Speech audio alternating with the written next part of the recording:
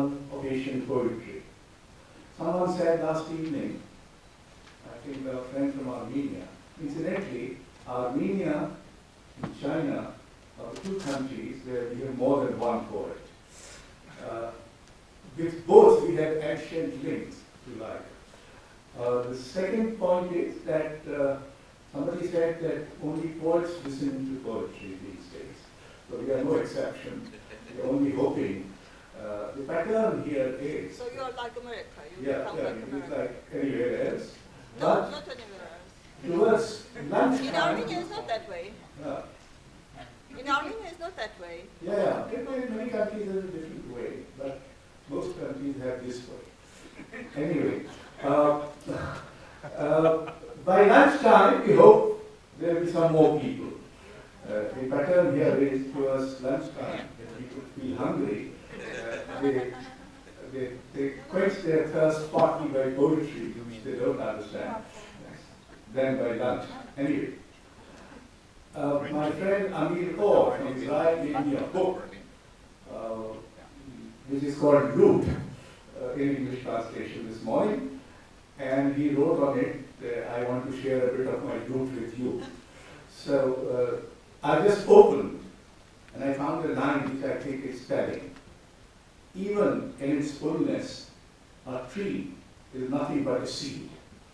So there are many trees, they are all seeds, and hopefully you're all trees, but you're all ultimately seeds. And let us allow poetry to make us bloom and to come to some fruition, even if in a modest, small way. So welcome to all poets. Shamim Hanfi is an eminent poet and critic of Urdu and an old friend. He has been one of the major presences on the scene of Indian letters, and we are very happy and grateful to see his sharing the session. Shamim Hanfi, you want to say something in the beginning, and then you can call the close.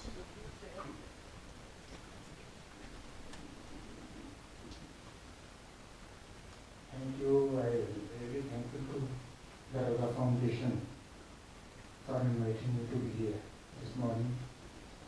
And in this session, we are going to have 5 poets. Marine Dr. Hussain from Armenia. She was introduced to most of us last evening. Then there is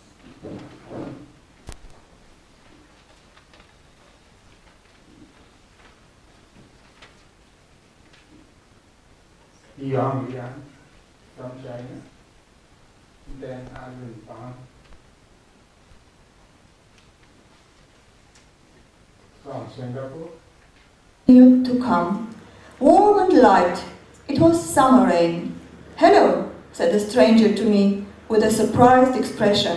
"Hello," I said, and I smiled.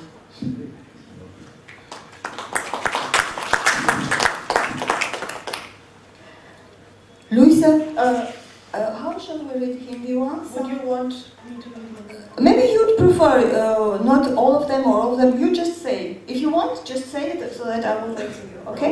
Maybe you will read? Yeah. Okay. मैं और बाकी सब, मेरा हृदय पीड़ा में था।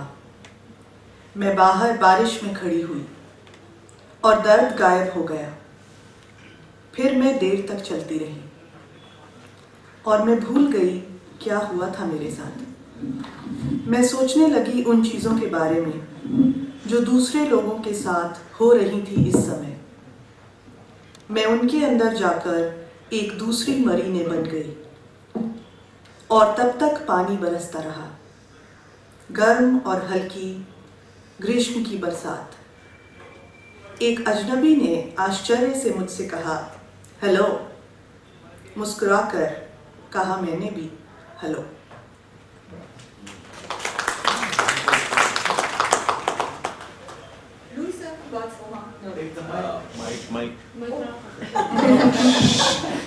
I'm a bit, yeah. Լույսը բացվում է նորից։ Լույսը բացվում է նորից։ Անգամ եթե դու պառկած ես հատակին ու չես կարողանալու բարձրանալ, Անկամ եթե մենակ դու ես կենթանի մնացել նավի մեջ եւ նավը սուզվում է արդեն, անկամ եթե անօգուտ է արդեն գոռալը, լույսը բացվում է նորից, քո համար երևի վերջին անգամ ջրերի միջից բարձրանում է արևը, անիմաստ, ու միակը, ոնց որ կյանքը քո։ I like this one very much. It's both sad and I mix sadness with joy. The sun rises again. The sun rises again. Even if you are lying on the floor and you will never be able to get up again. Even if you are the only one still alive on the ship and the ship is sinking. Even if crying doesn't make sense anymore, the sun rises again. For you, probably for the last time. The sun rises from the waters without any purpose, the one and the only one, like your life. सूरज फिर उगता है, सूरज फिर उगता है, तब भी जब आप जमीन पर लेटे हो और फिर कभी ना उठ पाए, तब भी जब आप अकेले जीवित हों जहाज पर और जहाज डूब रहा हो, तब भी जब रोने का कोई कारण नहीं, सूरज उगता है फिर से, आपके लिए शायद आखिरी बार। सूरज उगता है पानी से, बिना किसी लक्ष्य के, एक और सिर्फ एक, आपके जीवन की तरह।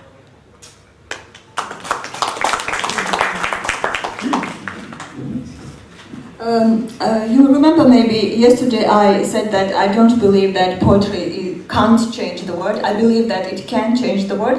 And this poem is about that. You will understand what I mean. I mean, this is just a wish, but I think that it can be realizable. We can do that, okay?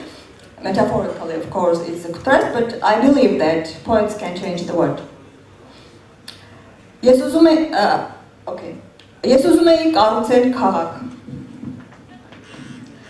Նրանց համար ովքեր տուն չունեն, Okay, I will not read it, it's a long one, I will read it only in English. I wanted to build a city. For those who have no home, for those who have a home but have grown tired of having one, for those who have nothing to lose anymore, or have had nothing to lose ever. Also for those who have many things, have so much to lose that they are tired of living in fear. I wanted to build a city, utterly new and different of all the cities that exist. But I'm not sure if I will have the time for that. So I decided to write this poem down on the last morning before the new year. You want to read it? Would you like me to read it? Yes, because I talked about that. Okay, my favorite. मैं एक शहर बनना चाहती थी। मैं एक शहर बनना चाहती थी। उनके लिए जिनके पास घर नहीं, उनके लिए जिनके पास घर तो है, पर वो थक चुके हैं अपने घर से। उनके लिए जिनके पास खोने के लिए कुछ भी और नहीं, या कभी था ही नहीं कुछ। उनके लिए भी जिनके पास बहुत चीज़ें हैं और खोने के लिए है बहुत कुछ, और वो डर के जीते हुए थक गए हैं। मैं निर्माण करना चाहती थी एक बिल्कुल नए और अनोखे शहर का, पर पता नहीं मेरे पास ये करने का समय होगा कि नहीं। इसीलिए मैंने नए साल की आखिरी सुबह ये कविता लिखने का निर्णय लिया।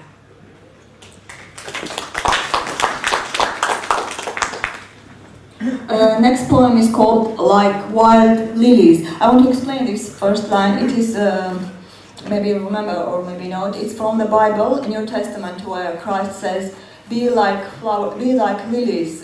You just live freely and you'll find always what to eat, you just live freely. It's from there. Once I had a house. Now a house I do not have. The streets are my home. Rain fell. I stood beneath a tree and waited for the rain to stop. Then I walked for myself pointlessly along the wet sidewalks. Cars were racing down the street, splashing water around and wetting my clothes. The night fell.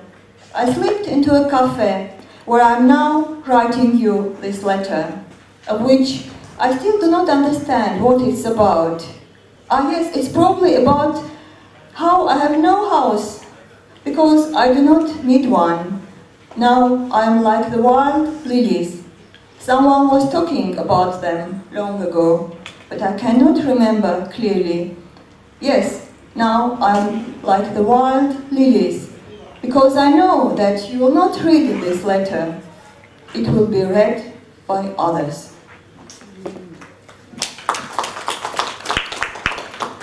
जंगली lily की तरह एक समय पर मेरे पास घर था, अब नहीं है। ये गलियां ही मेरा घर है। बारिश हो रही थी और मैं एक पेड़ के नीचे खड़ी थी, बारिश के रुकने का इंतजार करती। फिर मैं बिना किसी लक्ष्य के गीले फुटपाथ पर घूमती रही। गाड़ियां आ जा रही थी, तेजी से पानी उछालती और मेरे कपड़े गीली करती हुई मैं एक कैफे में घुस गई, जहां से मैं तुम्हें ये खत लिख रही हूँ। मुझे अब भी नहीं पता ये किस बारे में है। ओ हाँ, शायद ये बताने के लिए कि मेरे पास अब घर नहीं, क्योंकि ज़रूरत नहीं अब घर की मुझे। मैं जंगली लिली की तरह हूँ। कोई बहुत पहले उनके बारे में बात कर रहा था, पर मुझे ठीक से याद नहीं। हाँ, अब मैं जंगली लिली की तरह हूँ, क्योंकि मुझे पता है ये खत तुम नहीं पढ़ोगे, दूसरे ही पढ़ेंगे इसे।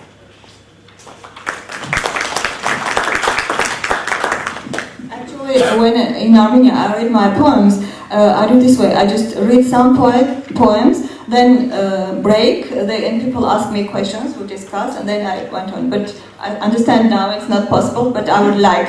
And if suddenly you have a question that is so important you want to ask, I would prefer you to ask. So the next poem is about poetry. It's called The Child Was Surprised. What is a lion? Asked the child. A beast, I said. What is a beast? Asked the child. The beast is something that will eat you if hungry, I said. What is a poem? Asked the child. I don't know, I said. Poem? Can it eat me? Asked the child. No, I said. Then I can eat the poem, rejoiced the child. No, you cannot eat the poem, I smiled. The child was surprised. बच्चा आश्चर्यचकित था। शेर क्या होता है? बच्चे ने पूछा। एक जानवर, मैंने कहा। जानवर क्या होता है? बच्चे ने पूछा। जानवर एक चीज है जो तुमको खा जाएगा। अगर उसे भूख लगी तो तुम्हें खा जाएगा, मैंने कहा। कविता क्या है? बच्चे ने पूछा। पता नहीं, मैंने कहा। क्या कविता भी मुझे खा जाएगी? बच्चे ने फिर पूछा। नहीं, मैंने कहा। तो मैं कविता को खा सकता हूँ? बच्चा खुश हो गया। नहीं, तुम कविता नहीं खा सकते, मैंने हंसकर कहा। बच्चा आश्चर्यचकित था।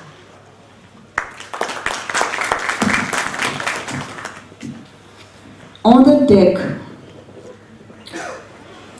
ship, big, very big ship.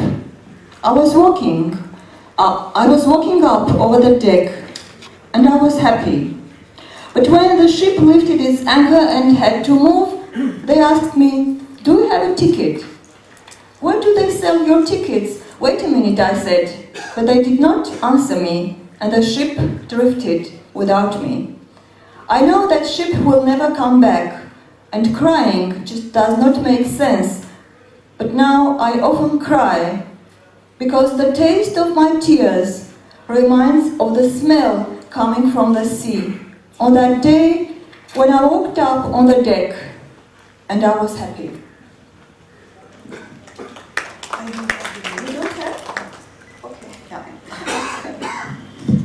I will read. Next one. This one. Next I will read again Armenian so that you not remember its sound. It's called Hey Dog. You have it? Yeah. How lovely the rain, warm and lovely, pouring all over me, all over the passers-by, all over the dog standing on the pavement. But I wonder why the dog does not move. It could hide somewhere, cover from the rain. Dogs do not need a special house. For them everywhere is home. But why does this dog stand in the rain? Why does it not run away? Maybe it is charmed by the rain, which is like a poem. It does not demand of you anything, nor does it give you anything. It just pours on you and you're well. Hey dog, I wrote this poem for you. Too bad you cannot read it, but never mind. Is it not lovely? सुनो कुत्ते, कितनी सुहानी है बारिश, गर्म और सुंदर, मेरे ऊपर गिरती हुई, सभी आने जाने वालों पर, फुटपाथ पर खड़े सभी कुत्तों पर मैं सोचती हूँ कि कुत्ता अपनी जगह से हटता क्यों नहीं? वह कहीं छुप सकता है बारिश से बचने के लिए। कुत्तों को नहीं जरूरत एक अलग घर की, उनके लिए हर जगह घर है। तो फिर क्यों ये कुत्ता बारिश में खड़ा है, भाग क्यों नहीं जाता? शायद वह बारिश से मंत्रमुग्ध है जो एक कविता की तरह है। वह तुमसे कुछ मांगती नहीं, ना ही कुछ देती है, सिर्फ तुम्हारे ऊपर गिरती है और सब ठीक है। सुनो कुत्ते, मैंने ये कविता तुम्हारे लिए लिखी है। कितना दुर्भाग्यपूर्ण है कि तुम ये पढ़ नहीं सकते, पर कोई बात नहीं, क्या ये सुंदर नहीं है?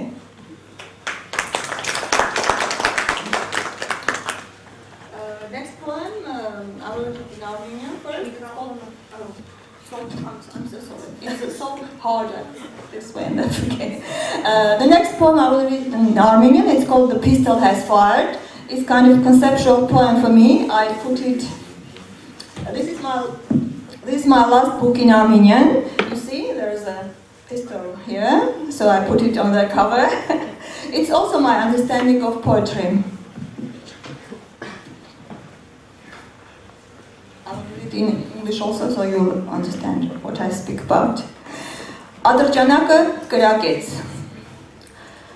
Ձեռքս ատրճանակ կար, կրակեցի, չգիտեմ ում կպավ, բայց կպել էր հաստատ, որովհետև հանկարծ ամեն ինչ փոխվեց։ Հանկարծ բոլորը ու ամեն ինչ, մարդիկ, շները, ծառերը եւ անշունչ առարկաները նույնիսկ թեքվել ու նայում էին ինձ։ Բոլորը միասին ինձ էին նայում, իսկ ես քարացել էի կանգնած ու չգիտեի ինչ եմ անելու հաջորդ վայրկյանին։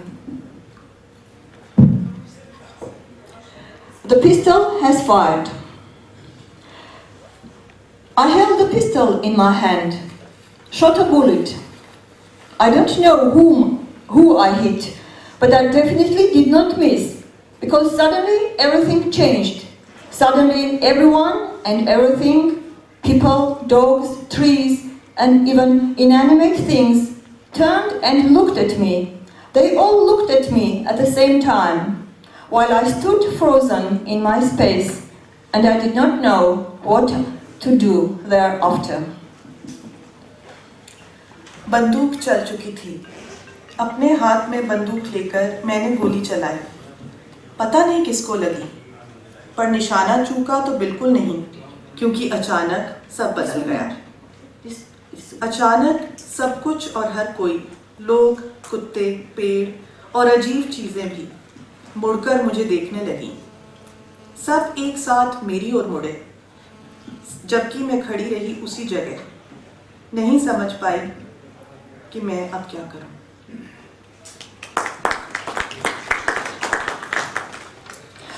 They told me that I'm reading too long, so I have to finish, but I can't go on without this poem. This is also important. They are connected, the pistol and this one. I will read only in English. So here is also, there is a pistol, but the pistol here is not in my hands. it's on me, it's in the hands of fate, and that's the concept, true concept. Why? Because of this, I want to have a pistol in my hands also, because usually pistol is not in my hands. Okay. The stranger holding a submachine gun. When I reach the end of the street, I will die. Near the white building, there stands a stranger holding a submachine gun. I wish I could walk on a different street, but this is the only one. Once they were telling us about another street, now we know it was not true. This is the only street, and at the end of it there stands a stranger holding a submachine gun. I walk the street very, very fast, and the buildings look at me in surprise. They say, "Marine, where are you going? You will die." The trees tug at my clothes, trying to embrace me. They plead, "Let's take you to another street." But I know there is no other street. Once they were telling us about another street, but now we know it was not true. This is the only street, and at the end of it, there stands a stranger holding a submachine gun. Thank you.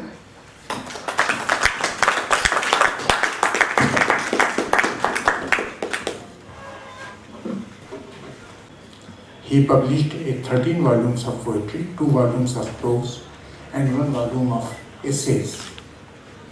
One of the most representative voices of Chinese literature today, and one of the great world poets of our era, he has been called.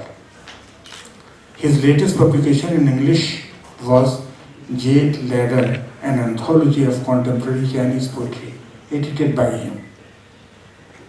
Yang Liang's autobiographical book-length poem was selected as a recommended translation by Poetry Book Society in UK, as well as he won the English Pen Award. He won the Pacific International Poetry Prize in Taiwan 2016.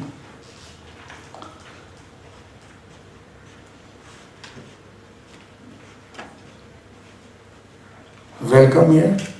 He has been elected a board member of PEN International PEN in 2008 and 2011. Yang Liang is a professor in 4 Chinese universities and has been invited to become a member of the Norwegian Academy for Literature and Freedom of Expression in 2013. So, welcome. Thank you very much.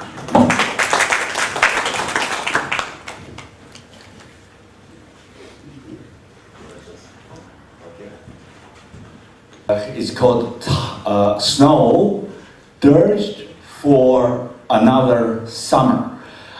It's a very political poem because when Tiananmen massacre happened in Beijing in 1989, Yo-Yo and I were in New Zealand.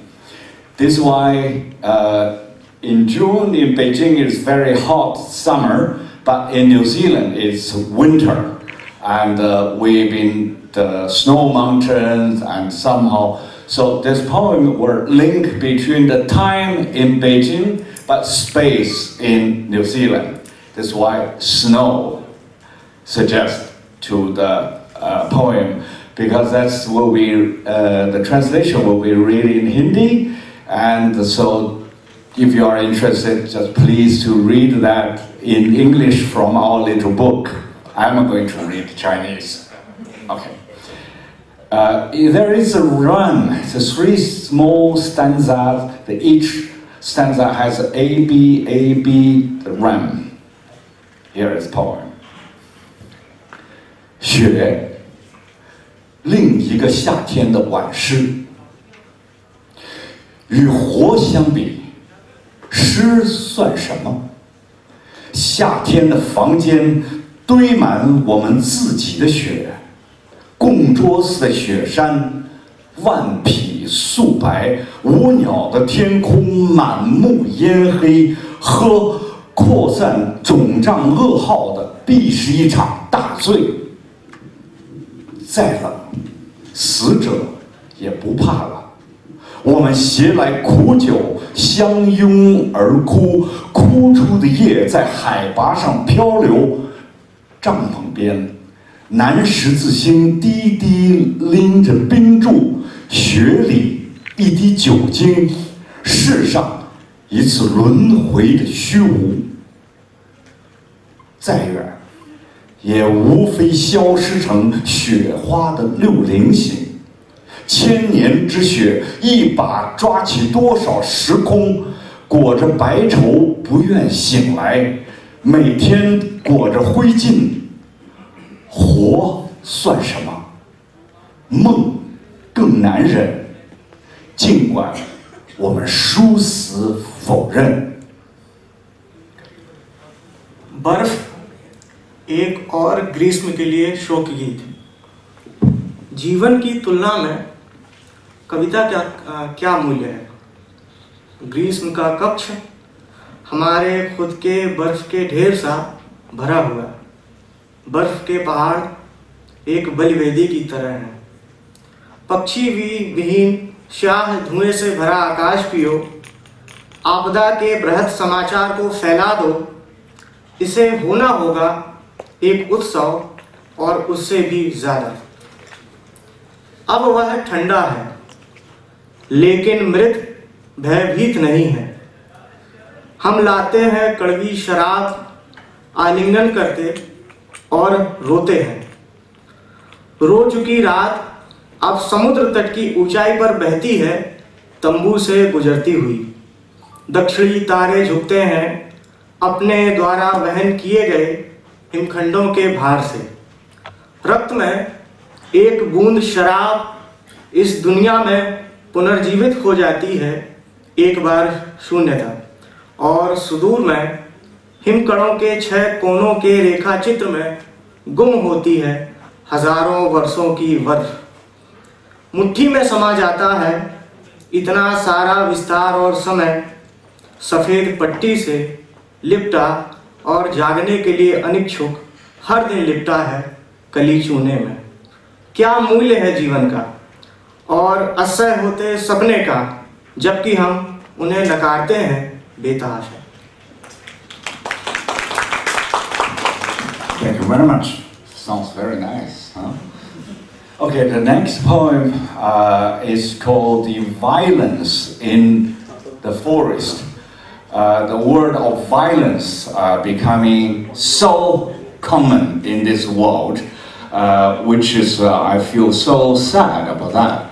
But the poem actually been written quite a long time ago, when I was in the upstate of New York, and there was an art center called Yadol, where situated in the big forest where we have walk all the time. But when we walked there, there was so many trees being cut, and you feeling the violence happen everywhere. But in fact, there was only in the nature, but not now, like now, in our human world. So the poem is linked with that part, but also link our everyday situation. So this one will be in English translation. Thank you. Chinese here. 森林中的暴力，纠缠的被扭断的脖子上。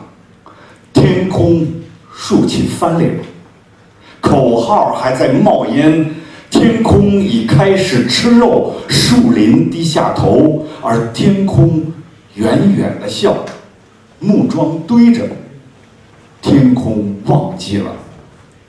这是你每天看见的暴力，群居的绿色的脚，一阵死寂又一阵死寂的走向死后。 听到天空满意的在背后填土，雷雨把你变成一块湿漉漉的案板，刀剁在腰上多么悦耳，阳光的唱针划破年轮不再刺耳，树身努力接近了废弃的事实。这是每天的暴力。 天空砍伐森林，因为它正变成人，因为人每天不流血，向你欣赏着宁静中自己不停的抽搐。这是每天。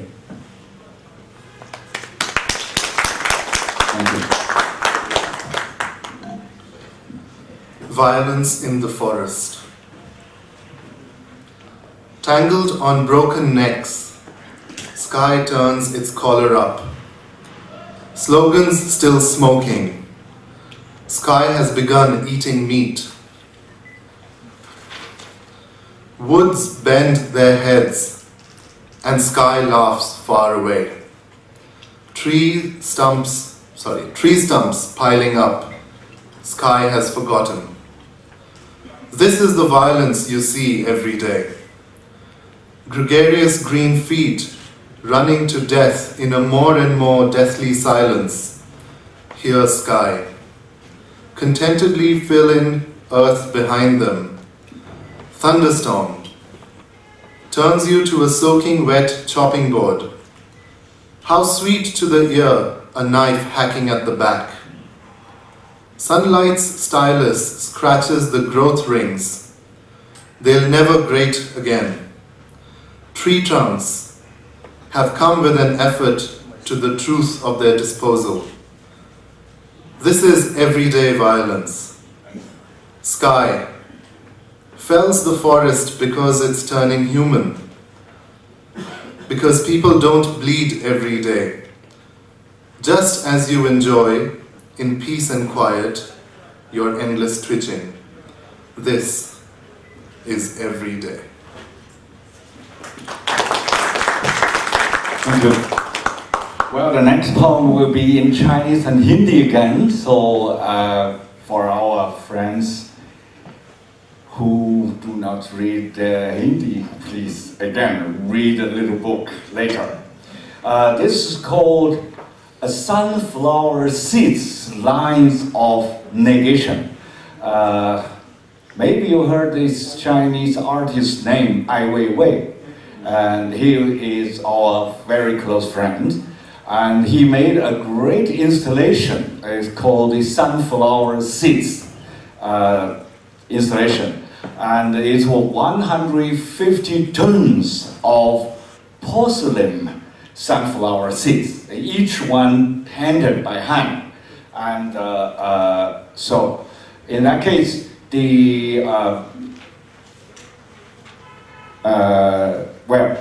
then he himself got some political trouble when he was in China, after he went to Sichuan and checked out the earthquake happened there, and many school building collapsed, and more than 5,000 kids was killed in the earthquake.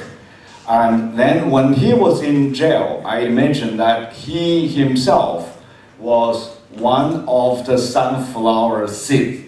And then this poem linked with that reference, and every sentence is in the form of negation, and leading to the last line, refusing to let this poem sink into that indifferent beauty. Yeah, okay. Now, the poem in Chinese. 一粒葵花籽的否定句，不能想象这瓷质的江水中曾泊着杜甫的扁舟。我不认识月光，只看见诗句的交结在一行行衰减，至无人，至象征，谈论一切又回避一切。我不是象征，死在一粒葵花籽硬壳下的太阳也不是。孩子们雪白坍塌的肉并没有消失，一条破晓的地平线不可能忘了那阵疼。骨头被玻璃切开时像玻璃，来不及叫喊，才不得不在每天的曙光中叫喊。一场地震不会停止，一种窒息不在死后，种植到天边的栅栏靠着更难堪的沉默。因此，我不怕。年轻女警察审视我的裸体，她被烧制成型，和你的并无区别。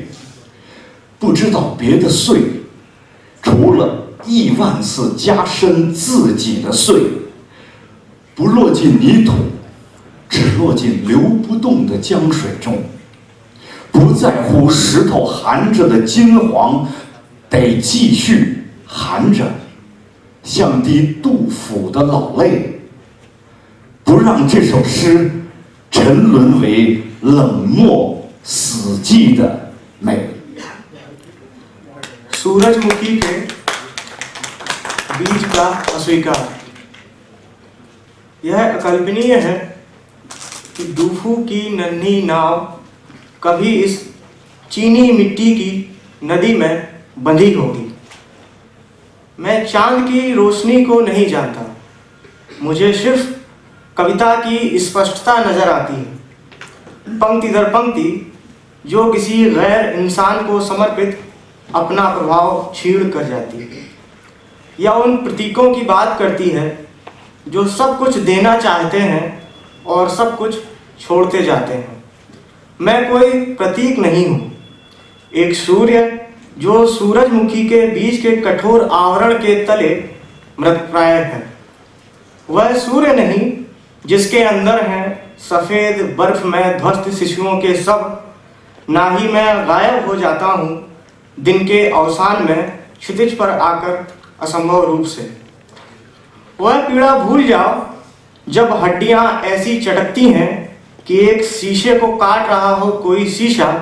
मैं नहीं चीखता, पहले ही हर प्रथम रोशनी के साथ शामिल हो जाती हैं इतनी चीखें। भूकंप कभी शांत नहीं होता। मृतकों का दम घोटने की कोई आवश्यकता नहीं।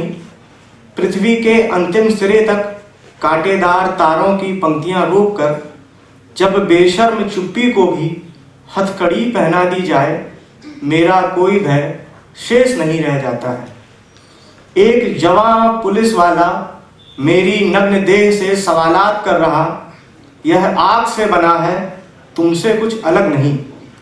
मैं टूटने का कोई और रास्ता नहीं जानता, बस अपने अंदर ही टूटकर बिखर जाना होता है सैकड़ों लाखों बार, और गिर जाना किसी मिट्टी में नहीं, उस नदी में जो अब नहीं बह सकती, जिसे चट्टान के भीतर के उस पीले फूल की कोई परवाह नहीं, जिसे बढ़ते रहना है, जिसे बचाए रखना है डूफू के प्राचीन आंसुओं की तरह, जो कविता को मृत उदासीन सौंदर्य में डूबने देने से इनकार कर देता है।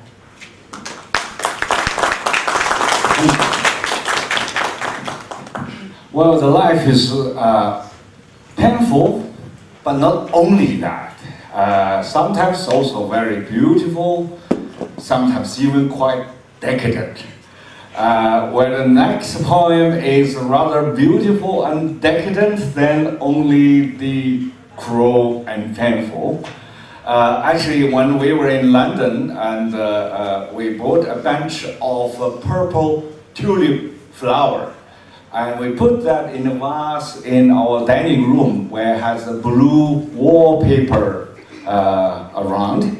And when the flower getting rather like a little rotten and something, I find this color of petals and leaves getting even more beautiful and little bit turning like dancing.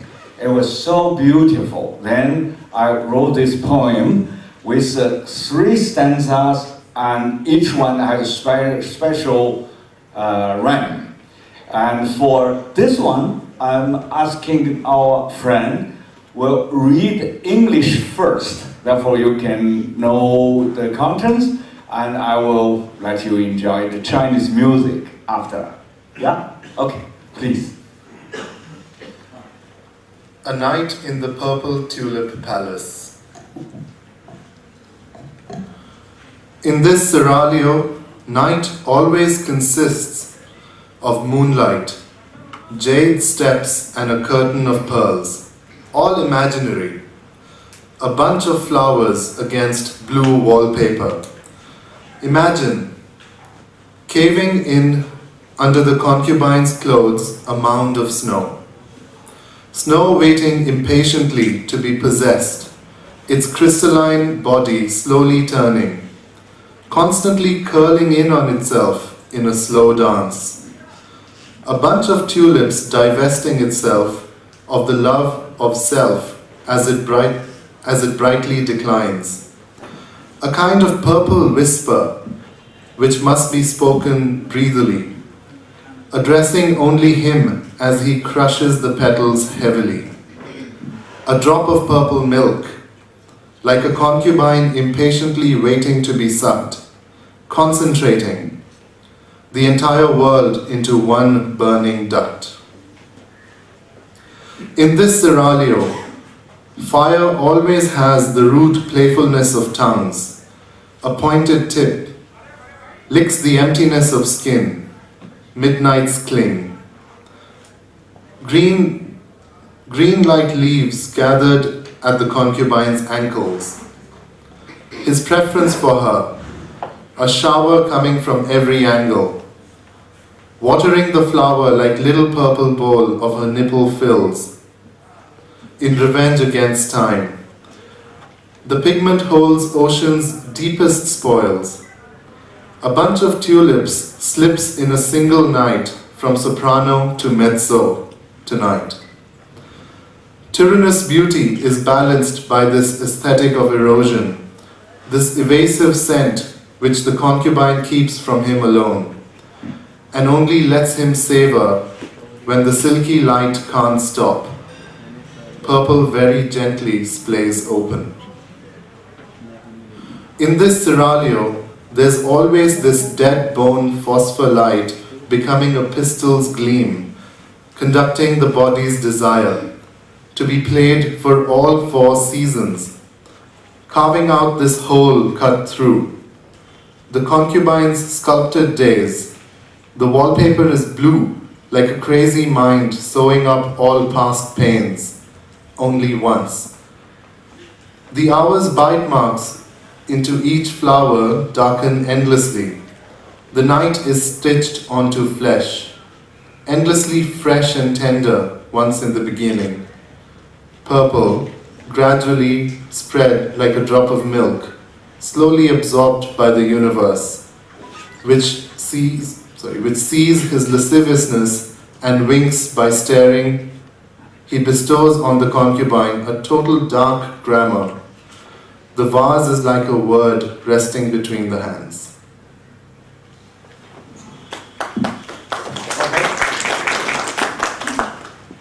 Well, that's the content. Then now is the music of the original language.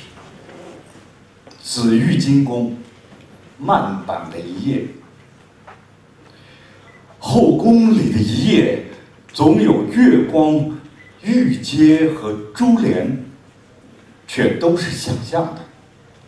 一束花衬着壁纸的蓝，想象妃子的紫衣下一堆雪在坍塌，急急等待被占用的雪用结晶慢慢转身，每分钟向内卷曲着慢慢舞蹈。一束郁金香璀璨的衰败，脱下一场自恋，一种紫色的耳语，必须喘息着说，只对那人说。当他重重碾压着花瓣，一滴紫色的奶，像妃子急急等待被吸尽的，想着全世界就拥进一根滚烫的脉管。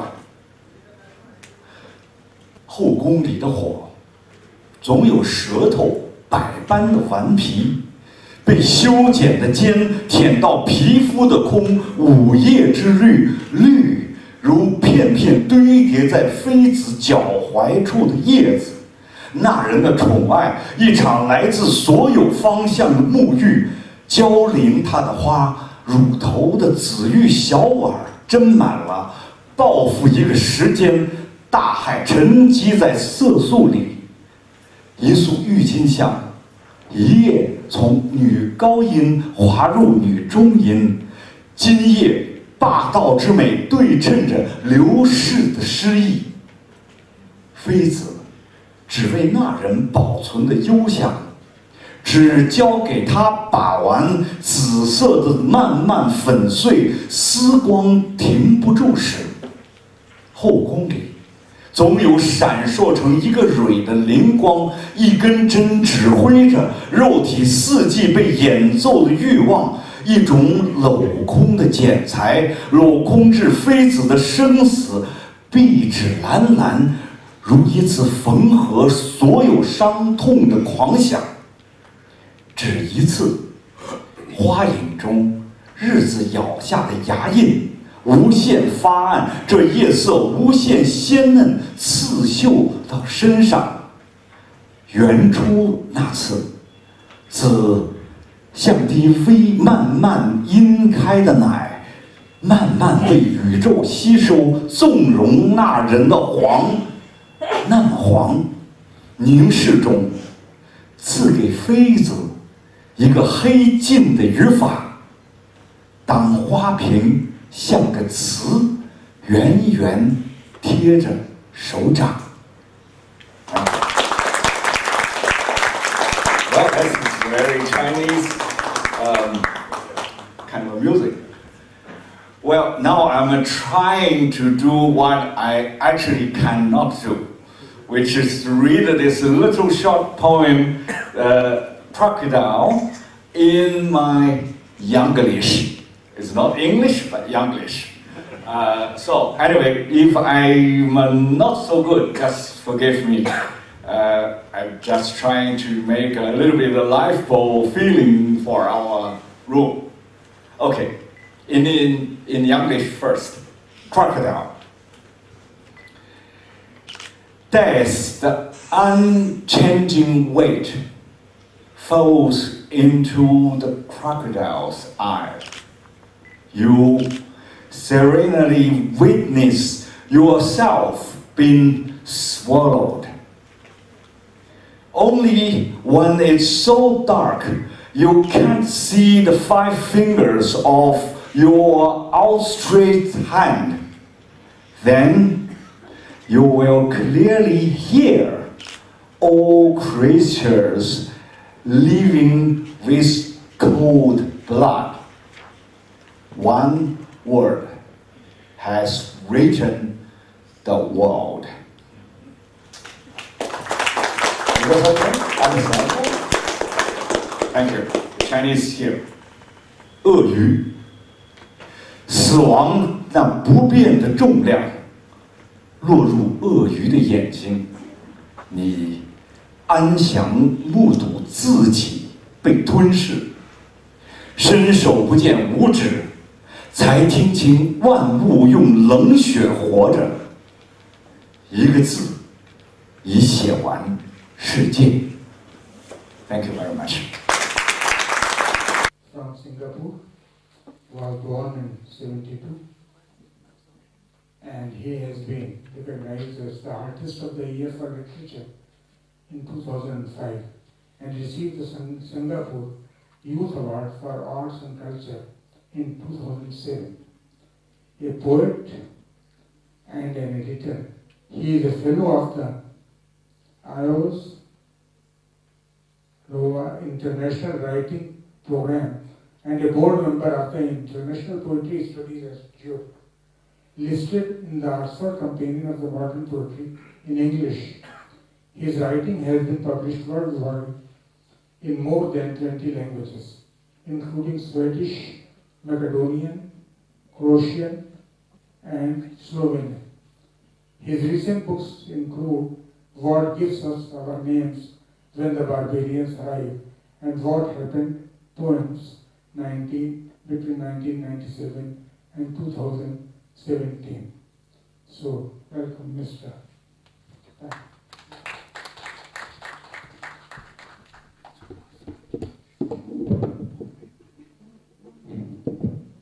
you. Does this work?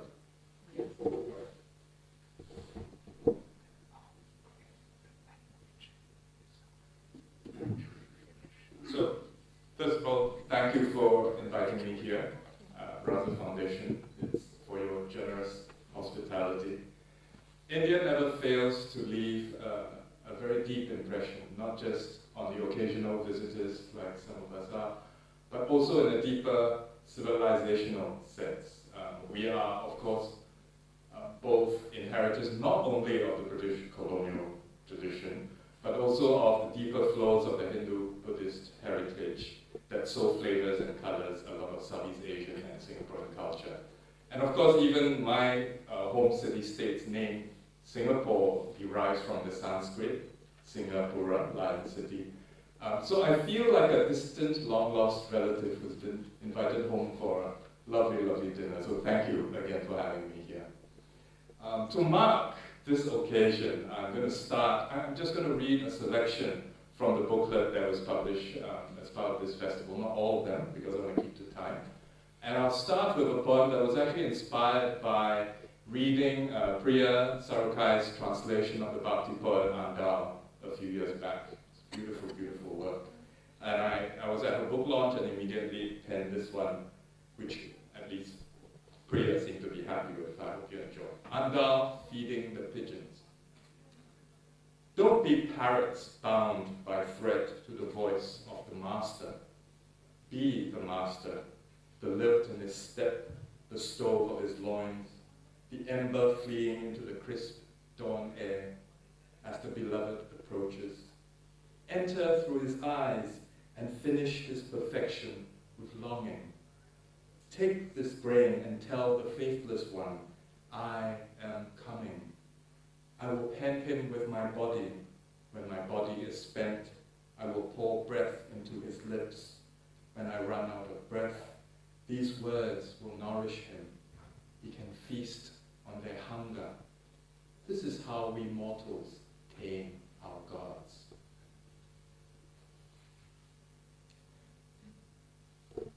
My fellow poet, Amir, had a poem about barbarians arriving, and I remember when we were both reading in Romania together a few years ago, we noticed we had a similar poem, so this is mine.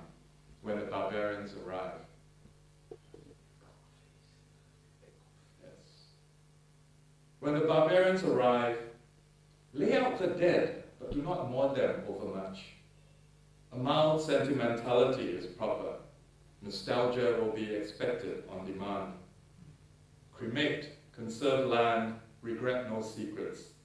Prepare ashes for those with cameras. Hide your best furniture. Tear down monuments. First to go are statues with arms outstretched in victory, and then anything with lions.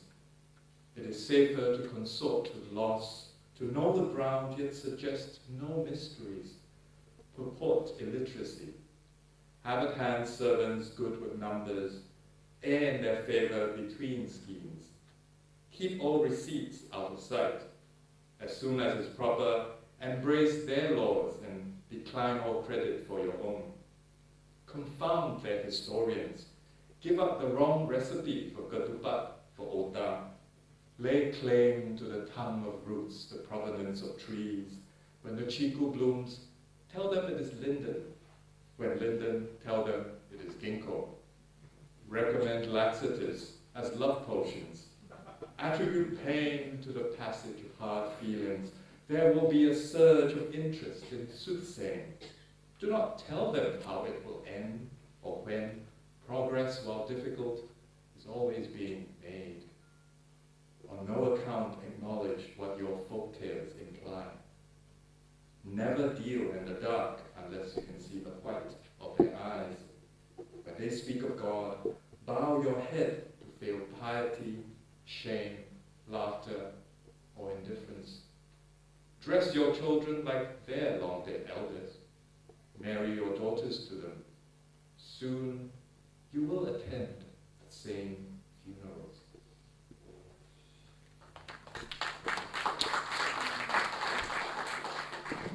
This next one was written when I was in Iowa for a residency. They took us to a colony of the Amana people. They're essentially Germans who fled religious persecution in Europe, settled in the middle of the US, and started becoming well known for growing beautiful gardens and vegetables, and also manufacturing refrigerators. So there I was a host of their very kind hospitality, eating their cold salad.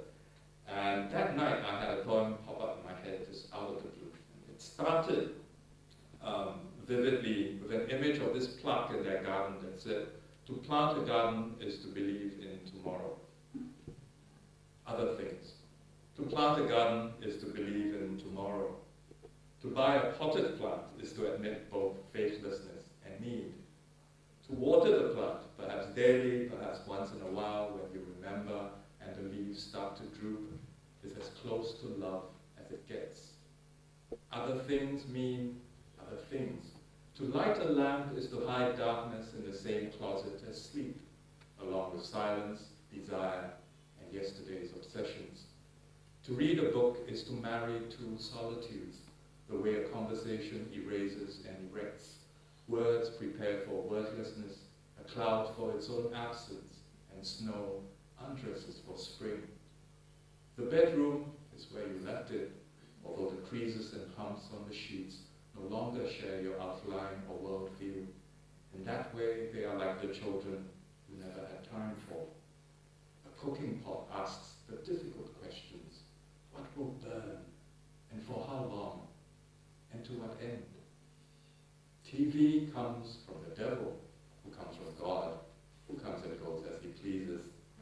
To hide the remote control in someone's house is clearly a sin, but to take the wrong umbrella home is merely human. The phone is too white to be taunting you. The door you shut stays shut. The night is reason enough for tomorrow, whatever you believe. Remember, the car keys will be there after the dance. Walls hold peace as much as distance. The kettle is not reason enough for tears. And the correct answer to a mirror is always yes.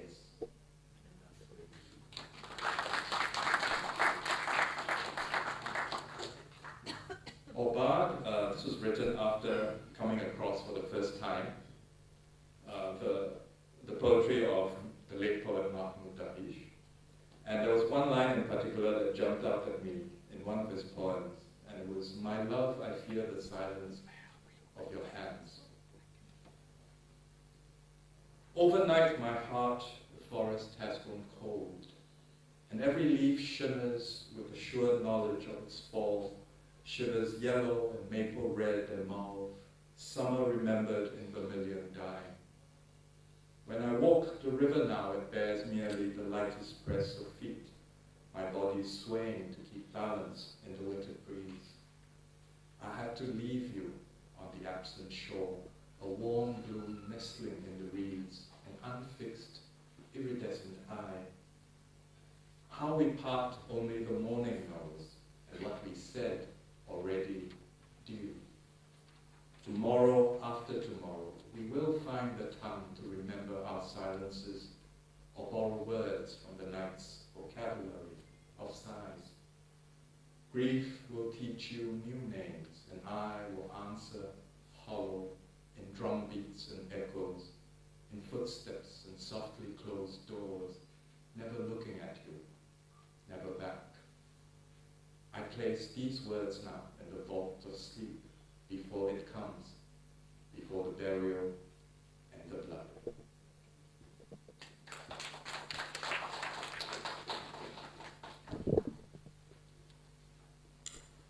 So many ways our fathers mark us.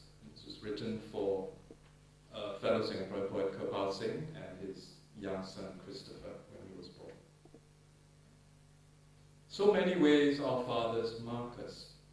Each syllable of bone, phrasing of flesh, the skin we put on, a way of letting our fathers speak through and for us, with each other, always a hair's breadth away from refusal.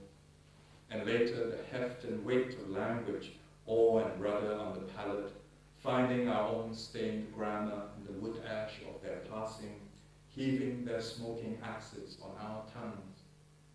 As the shadowy wings behind our mothers remind us also that memory turns to seed.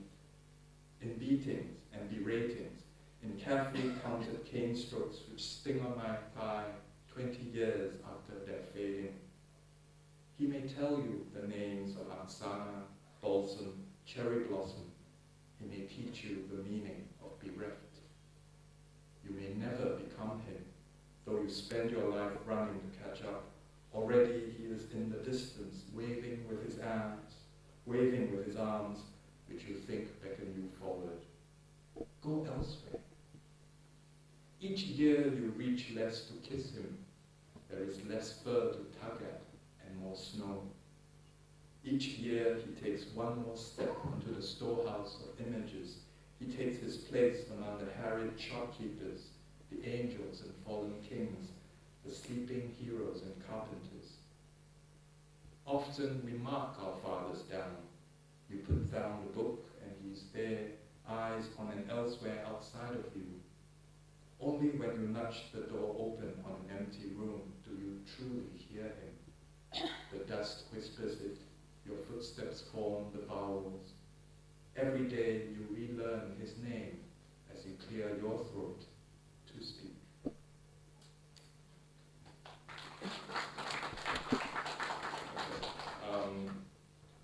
Since I read a poem about fathers, here's a corresponding one about mothers, and this was dedicated to the Filipino poet, dear friend of mine, Marjorie Vasco. Psalm of Birds and Birthdays. You hold a small bird to your breast, you who have mothered and know how it is to nurse a second fluttering heart, to let your body make space for another as if it were the most natural thing. Now shake your sure hand, likely to win, a gesture of compassion, like prayer, as free of hesitant desire as the hatchling knows of fear, and what must surely come one cloudless day in unmistaken whispers. But this is hope, the clear eye fixed beyond the narrow frame, the fragile talon poised on no more firm foundation than this flesh, the ruffled down sufficient and at trust. But I, a weak father, lacked the language and the innocence to call down angel. Once I found a fallen nestling whose parents' unschooled artistry did not, after all, withstand the previous evening's storm. Blind, leathery, and clawing, ants come already to plunder. I scooped it, not untenderly, to shade, covered it with leaves. Was the decent thing to have kept a vigil, or leave quietly? My daughter, 4, knows that goldfish go to heaven when they go, but more to the point, that they don't come back. She leans on my arm, asks me never to die, her small heart strong enough to love and not tire. What do we do to earn our time on earth? Just 2 more ones. Homecoming. On that day, the tide will turn and softly bring its crested head to rest on the cheek of shore. The jambu tree will shed moist leaves, returning to earth its debt of tears. Every cloud will move into its chosen place. Even the sun will understand their boldness. For so long I have listened to the call of mountains in their loneliness, the river's thirst to follow ocean. I know the years trapped in you like so many birds, their wings the very flutter of your heart. At that hour, I will uncage your body's sadness with my own and make the sound locks make, springing open. And finally, something very Singaporean. So we inherited English as a working language, but of course we reserve the right to abuse it to our own ends. And Singlish in Singapore, like it is in India, is spiced and flavored by the polyglot mix of languages that make up who we are. We're quite proud of it, even though there are also sort of attempts to sort of streamline it and make it a little more neutral and palatable to the rest of the world. So one of these interesting legacies of British colonialism is last year, a British TV sitcom, Cold Feet, came to Singapore to film on location, right?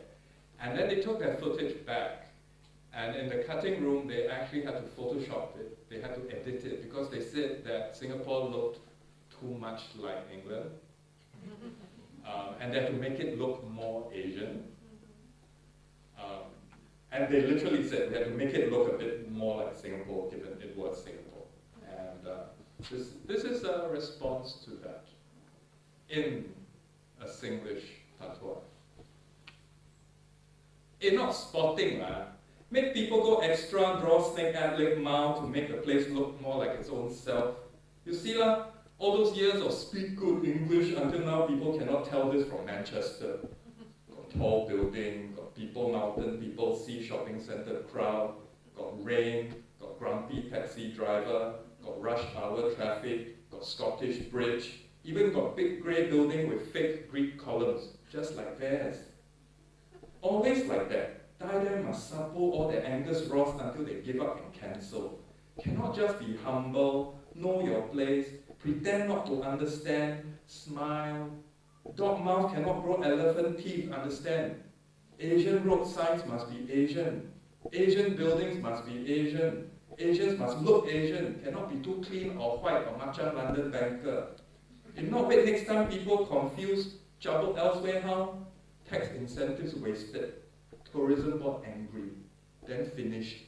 This kind of Chapala, not 3, not 4 island, who wants to come? Thank you very much.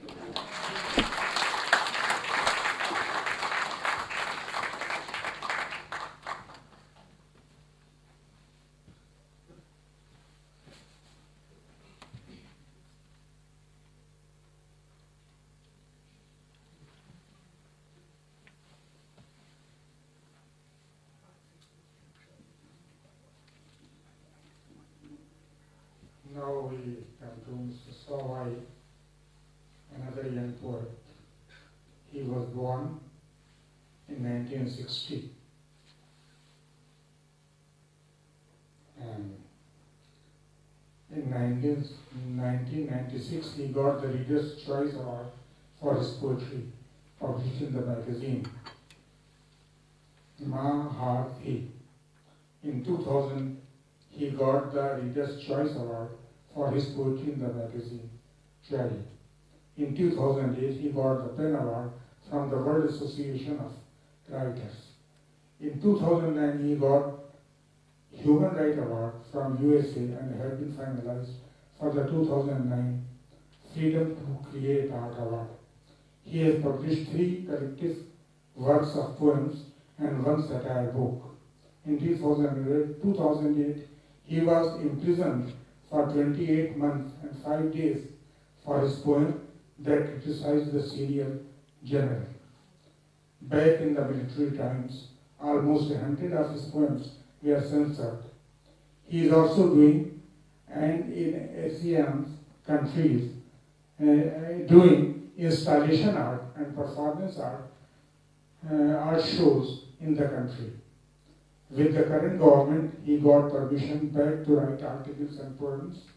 Being a member of the PEN Myanmar, he involves social method and micro-politics movement in many regions of Myanmar. Welcome. Yes, please.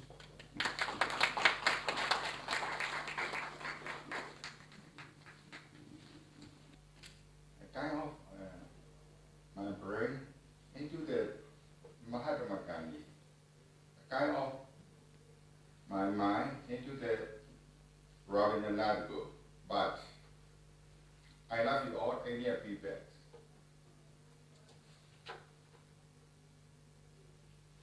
Jimmy. So much only you the Mandiago Maru, Tambour in a Jimmy. Jimmy. This are the Tonga Maru, choosing signet, Jimmy. Jimmy. Yanjinari Tonga Maru, Ugong in a Jimmy. Jimmy. Kuala Talu, Lalan Chabu, Maru, Shirok in a Jimmy. Jimmy. The Mokia 1 year or Kibo, Maru, the Hatiar in a Jimmy. ရှင်းမယ်လူအားလုံးကျမ်းမာလမ်းဖြဖို့ငါတို့ဉာဏ်တွေသုံးလို့ရှင်းမယ်ရှင်းမယ်လွတ်လပ်စွာရေးသားဖို့ငါတို့ကလောင်သွေးလို့ရှင်းမယ်ရှင်းမယ်လွတ်လပ်စွာပြောဆိုဖို့ငါတို့ပါးစပ်တွေသုံးလို့ရှင်းမယ်ရှင်းမယ်လွတ်လပ်စွာကိုးကွယ်ဖို့ငါတို့နှိမ့်ချယိုကျိုးခြင်းနဲ့ရှင်းမယ်ရှင်းမယ်လွတ်လပ်စွာစုစည်းဖို့ငါတို့ပွေဖက်ရှင်းနဲ့ရှင်းမယ်ရှင်းမယ်ခေါင်းဆောင်ခေါင်းကိုရရှိဖို့ငါတို့ရွေးချယ်ခြင်းနဲ့ရှင်းမယ်ရှင်းမယ်ပြုပြင်ခြင်းတွေရရှိဖို့ငါတို့တွန်းလှန်ခြင်းနဲ့ရှင်းမယ်ရှင်းမယ်လူခွင့်ရေးတွေတန်းလူရဖို့ငါတို့အသက်သွေးရွှေတွေနဲ့ရှင်းမယ်ရှင်းမယ်တောတွေတောင်တွေမပြုံးပြီးဖို့ငါတို့တတိတွေနဲ့ရှင်းမယ်ရှင်းမယ်ငြိမ်းချမ်းရေးကိုရရှိဖို့ငါတို့တကယ်ငြိမ်းချမ်းနှလုံးသားနဲ့ရှင်းမယ်ရှင်းမယ်ကမ်းလာမဲ့လက်တွေဆုပ်ကင်ထွေးပွေးဖို့ငါတို့မေတ္တာလက်တွေနဲ့ရှင်းမယ်ရှင်းမယ်အဝါကြီးကျမ်းမာသက်ရှိဖို့ငါတို့ပန်းများကမ်းလို့မွေးမွေးမြမြအတူတူခန္ဓာကိုယ်တစ်ခုလုံးနဲ့ရှင်းကြမယ်ရှင်းမယ် roll up we will roll up freedom of expression roll up we will roll up freedom of thought roll up we will roll up freedom of justice roll up we will roll up freedom of creation roll up we will roll up freedom of peace and truth of diversity roll up we will roll up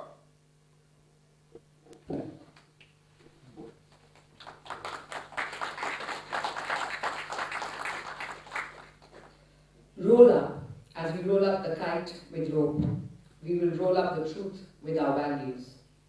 Roll up. As we develop our faith, we will roll up our clean-minded. Roll up. To develop our knowledge, we will roll up with our heads. Roll up. To have a good journey, we will roll up with our feet. Roll up. To fill up the stomach of people, we will roll up with our generousness. Roll up. To be held for us, we will roll up with our intelligence. Roll up. To be written freely, we will roll up our sharp pens. Roll up. To have a freedom of speech, we will roll up with our mouths. Roll up. To have religious freedom, we will roll up with our humble minds. Roll up. To organize freely, we will roll up with a big hug. Roll up. To have a good leader, we will roll up with our own choices. Roll up. To have a reformation, we will roll up with revolution. Roll up. To have human rights equally, we will roll up with our lives, blood and sweat. Roll up. To be against deforestation, we will roll up with our courage. Roll up. To be peaceful, we will roll up with our peaceful heart. Roll up. To hold up the welcome hands, we will roll up with loving, kind hands. Roll up. To be healthy for our planet, we will offer flowers, we will roll up together with our body by a good sense. Roll up. We will roll up freedom of expression. Roll up. We will roll up freedom of thought. Roll up. We will roll up freedom of justice. Roll up. We will roll up freedom of creation. Roll up. We will roll up peace and truth of diversity. Roll up. We will roll up.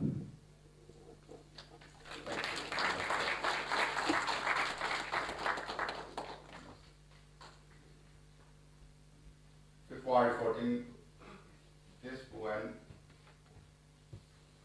our country, military government, this data senior general Tanshi sign up poem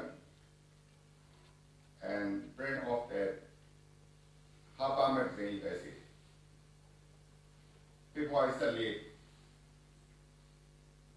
I am not a beauty. Nana Kanzayama, Jujumu Kinima, Jimia get Nupinyare, Mu Mo, Mine with the Double More Mali, Kira Jima Jama, a Teque, Yoga, Tamon Yawa, Chita Dumia, Shui a deep, Chata Damia, Leku, Divi, Jeva.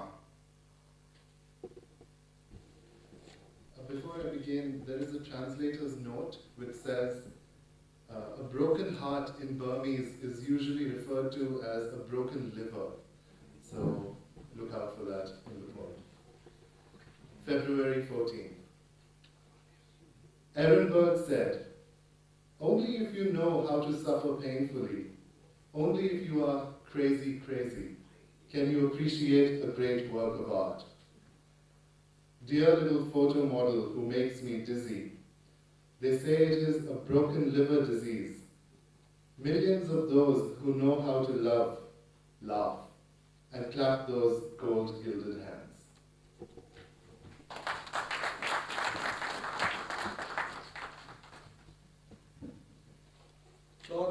फरवरी। एहनबर्ग ने कहा, अगर तुम जानते हो खामोशी से अपनी पीड़ा सह सकना, अगर तुम हो सकते हो एकदम पागल, तुम तभी किसी उच्च कलाकृति की कद्र कर सकते हो। तस्वीर की प्रिय छोटी मॉडल को देख मैं अस्थिर हो जाता हूँ। वे कहते हैं कि यह टूटे दिल का रोग है। वे लाखों लोग जो जानते हैं प्रेम करने की कला हंसते हैं और अपने सोने के मुलम्मे चढ़े हाथों से तालियां बजाते हैं।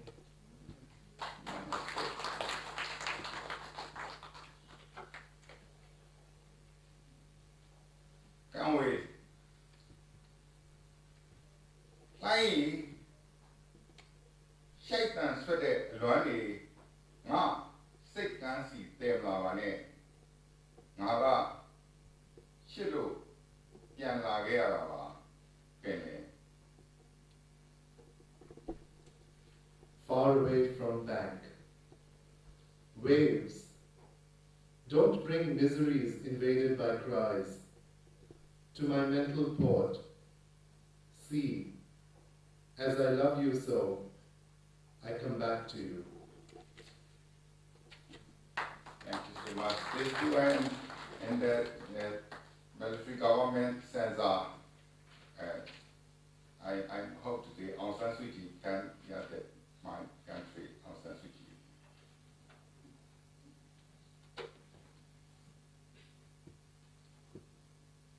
Yeah.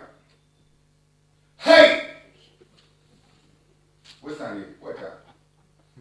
I don't know. See, I hate the question. See, down there, we move in there. Such shit, down there. Da, India movement, Tia movement, Tata movement, Kavam Hoku. Such a lot of that is a Yajibu, Pippi Tongaria, Tama Chetriga, Western Ligo, and 9 Piniga. Piano Duaria, Casalia at Damigo, Pian Udoya. A get, yet with it, flying moon with it, door down with her, Gonzame, Yawa shoot on board. Yesaka, Naima, Kaimie, a few ago, Willow, Yadigo, Janya, Kangaye, Yadigo, Jan, Kangaye. संग्रहालय सुनो, कुछ पुष्प केसरों को छुपा लो, उन्हें आवारा परागकणों से मिलाना ही क्यों चाहिए? वे पर्याप्त नहीं, जैसे कितेल के साथ पका हुआ कोई सालन। यह वह संसार नहीं जिसमें कोई गंध नहीं, कोई प्रतिक्रिया नहीं और कोई इंसान भी नहीं। यह स्थान जहाँ संस्कृति मिश्रित होती है धातु से, पाया जाता है इस ब्रह्मांड में। पुष्प केसरों को हरा देती हैं सरहदें, परावैरी इंसानों के अव्यवस्थित परमाणुओं को पुनः प्राप्त कर लिया गया है। यहाँ वो नदियां हैं जिन्होंने अपनी नींदें खो दी हैं, और वह जंगल जो अस्थिर है लहरों से बिना शीर्षकों की कुछ पदवियों के कारण।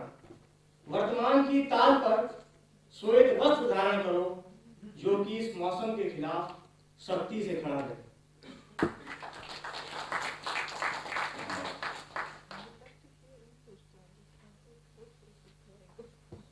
Atawi. Anyway, I want to do when I came by my family, down near my John Pooley, Chadigo Gallagher. Ho, လာပြန်ပြီရိုက်ချိုးခံထားတဲ့အရေပြုံးပဲ့တင်တယ်တုံးတောင်ကုန်းရိုးမတွေပြလိုက်တယ်ဒီတစ်ခါတော့ရိုးများနဲ့မိုင်လုံးကြီးများစားသုံးစက်ကြောလာတစ်ခွင်လုံးအနဖားပေါက်ကလေးကပြလိုက်တယ်ဒါနဲ့များတရက်ငိုတန်တွေမဲ့နေပြီတဲ့ပင်လေကန်းဆက်လဲပြလိုက်ရောကပမျက်ရည်တွေပြောပြီးတော့သူဒလဟောငိုပါရော भूगोल तुम पूछना क्या चाहते हो यह समझ से परे है सुबह कहाँ है समुद्र तट पर कौन कलाबाजियां कर रहा है यहाँ है एक मुस्कान जो बिखर गई है प्रतिध्वनियां मुखर हैं योमा की पर्वत श्रेणियां दिखाओ इस समय एक सुई की आंख सारा ब्रह्मांड दिखाती है जो कई मूर्ख रातों को बहुत सारे अस्तित्वों के साथ निगल लेती है और फिर वह कहता है कि रोती हुई बिजली की आवाज सुनाई नहीं देती जब समुद्र का किनारा दिखाया जाता है वह संसार के आंसुओं की बात कह रहा है वह कराह रहा है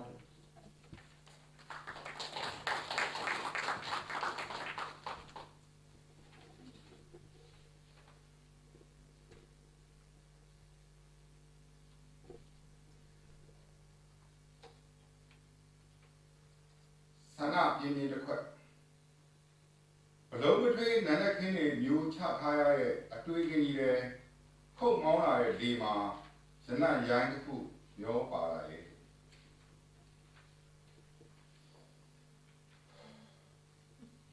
ဒါပေမဲ့ငါတို့စုံစီရောက်တော့တင်းပြန့်နိုင်စေဘယ်ငါနဲ့ညာငါပူးတွဲတင်ဆက်ဖို့သစေကင်းကြီးပွင့်လုံးပွင့်မှာမှာငါကငါထက်နေတတ်တော်များကိုမောင်းဘဝကြီးကငါများစွာကိုမောင်းနဲ့ကောင်းကင်ကရုပ်ကျိုးပြတ်ထွတ်ချလိုက်တဲ့ဓာတ်ကြီးလေးပါဟာကျယ်ဖြစ်လိုက်စပယ်ဖြစ်လိုက်စပယ်ဖြစ်လိုက်ကျယ်ဖြစ်လိုက်ပြီးတော့ဂျိုးငှက်ကလေးတွေဘာရောင်ဖြစ်လိုက်ပြီးတော့ဂျိုးငှက်ကလေးတွေဘာရောင်ဖြစ်လိုက်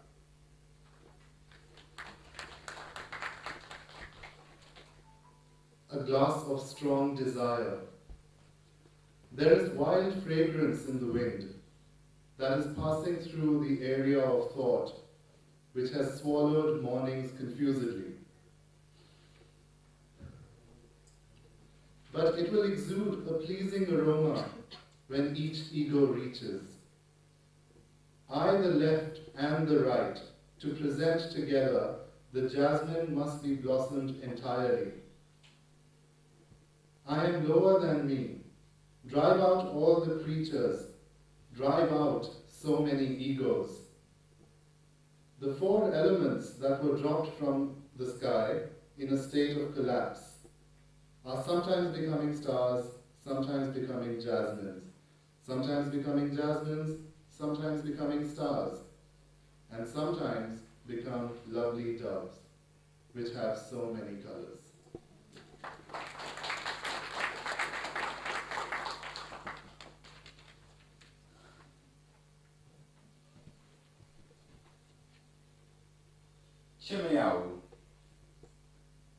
Chimiao, Doha needed Ingo Chimiao, Liga, Silo Janare, Una Bigo Chimiao, Cho you swing at the sound with Chimiao, Saya Salana, Wasa with Chimiao, has Salana, Chimiao, Chimiao, a time with your Chimiao, Chimiao.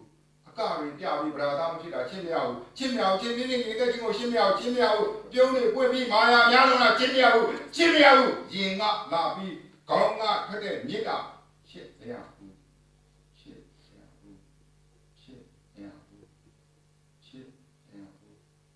ပထဝီမြေနဲ့မြေကလွဲရင်ကျွန်တော်ချစ်မရဘူး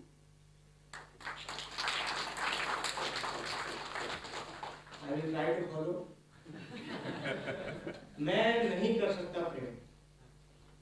मैं नहीं कर सकता प्रेम उस गति से जो रेंगने लगती है।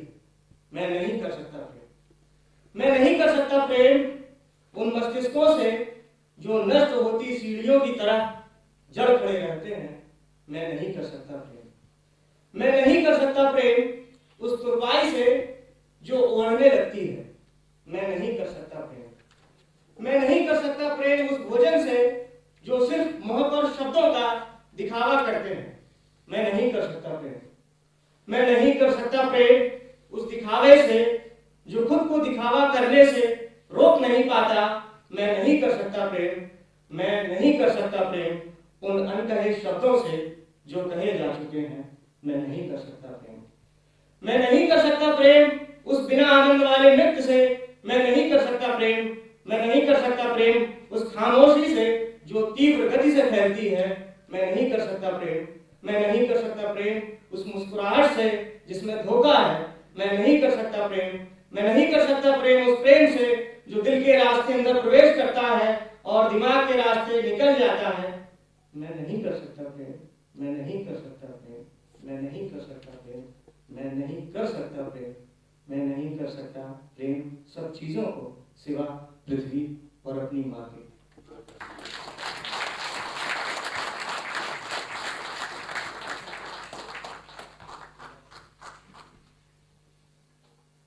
Good performance.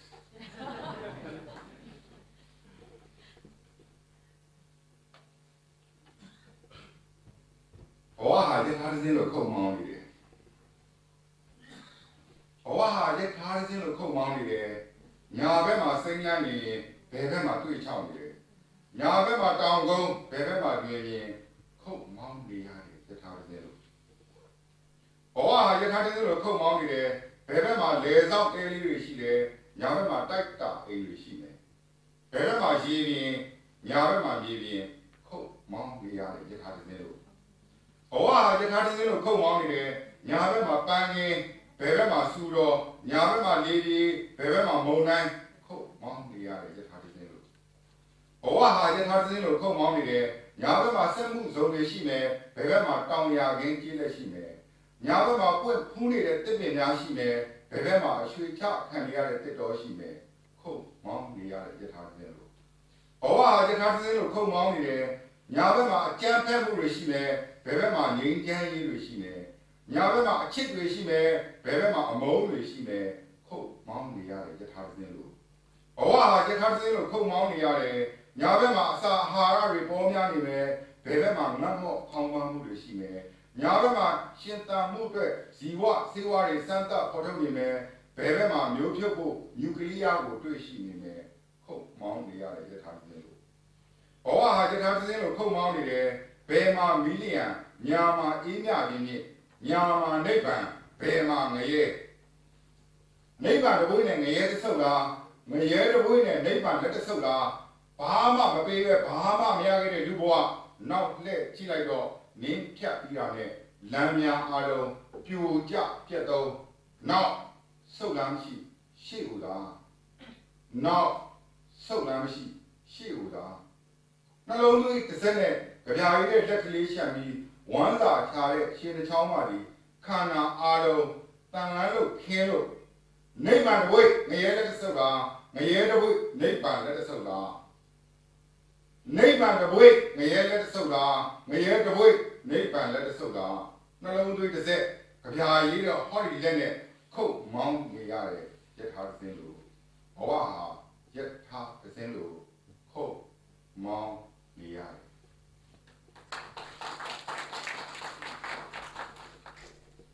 Life is driving like a train. Life is driving like a train. If the right side is green, the left will be arid. Hill on the right, plain on the left, driving like a train. Life is driving like a train. Tents on the left, buildings on the right, water on the left, earth on the right, driving like a train. Life is driving like a train. Flowers on the right, safflowers on the left, breeze on the right, storm on the left, driving like a train. Life is driving like a train. Factories on the right, farms on the left, blooming trees on the right, destroying forests on the left, driving like a train. Life is driving like a train. Violence on the right, peace on the right. Love is on the right, hate is on the left, driving like a train. Life is driving like a train. Food on the right, starvation on the left. Formulating antibiotics to survive on the right, finding nuclear for genocide on the left, driving like a train. Life is driving like a train. The flame on the left, the river on the right. Holding heaven and grabbing hell, or holding hell and grabbing heaven? Human life can get nothing without giving something. He looks back and walks through. All the roads are falling apart. No chance to regret, has to move on. Left the bleeding hand for poems behind. Apart from 2 legs for living, sacrificed the whole body as a railroad. Holding heaven, grabbing hell, holding hell, grabbing heaven, without the bleeding hand for poems, driving like a train.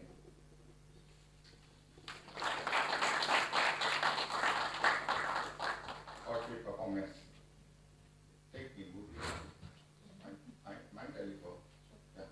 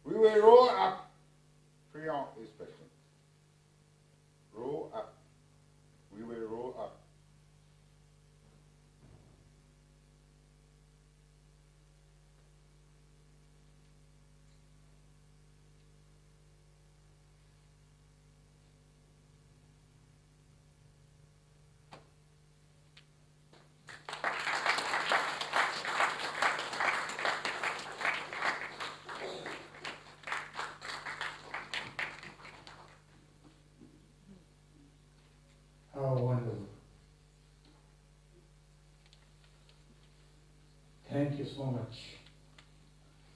Now we come to our last poet in this session, Shahnaz Munni. She is a renowned journalist. Was born in 1969. She graduated from the University of Dhaka in social sciences. Today she is a television journalist.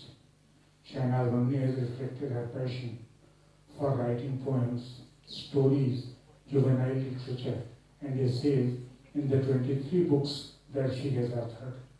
Her first book of poems was published in 1990. She published her first book of Bengali short stories in 1997. Welcome, Shahnaz.